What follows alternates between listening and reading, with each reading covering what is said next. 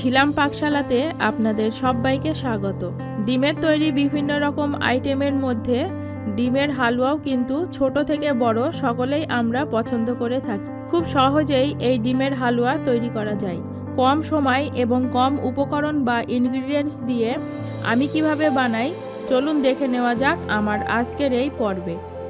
ডিমের হালুয়া বানানোর জন্য প্রথমে 5টি ডিম ভেঙে নিচ্ছি। যে প্যানে হালুয়া বানাবো সেই প্যানে ডিম ভেঙে নিচ্ছি।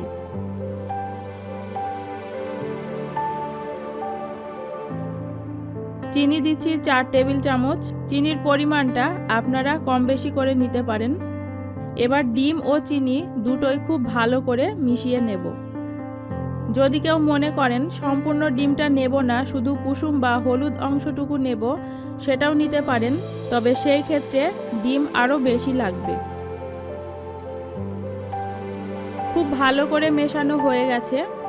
এখন 1 গ্লাস গরুর দুধ দিয়ে দিচ্ছি। দুধ দেওয়ার পরেও আরেকবার ভালো করে মিশিয়ে নেব। আর মনে রাখবেন মেশানোর সময় চিনিটা যাতে সম্পূর্ণ গলে যায়। আবার গোটা চিনি ব্যবহার না করে মিক্সার গ্রাইন্ডারে একটু গুঁড়ো করেও নিতে পারেন। ভালোভাবে মেশানো হয়ে গেছে। এখন গ্যাস অন করে প্যানটি বসিয়ে দিচ্ছি। গ্যাসের ফ্লেমটা লো টু মিডিয়ামে রাখতে হবে এবং কন্টিনিউয়াস নাড়তে হবে। নাড়তে নাড়তে জমে আসবে। আমি কোনো ড্রাই ফ্রুটস অ্যাড করছি না। যদি কেউ মনে করেন একটু ড্রাই ফ্রুটস অ্যাড করব, তাহলে এখন দিতে পারেন।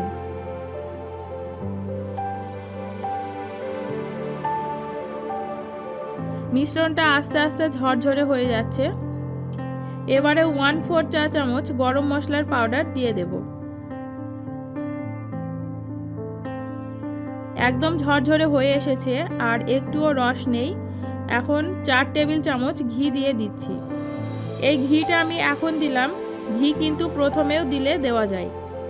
প্রথমেই কড়াতে ঘি দিয়ে তারপর দুধ ও ডিমের মিশ্রণটা দেওয়া যেত। তো আমার এই ডিমের হালুয়া একদম রেডি। এটা একটু ঠান্ডা হলে পরিবেশন করব।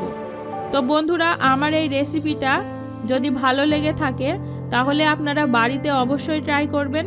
আপনাদেরও খুব ভালো লাগবে। আর ভালো লাগলে সবাই লাইক, শেয়ার, কমেন্ট করবেন। আজকের এই পর্বটি এখানেই শেষ করছি। আবারও ফিরে আসব অন্য কোনো পর্বে নতুন কোনো রেসিপি নিয়ে। ততক্ষণে আপনারা সকলেই খুব ভালো থাকবেন, সুস্থ থাকবেন। ধন্যবাদ।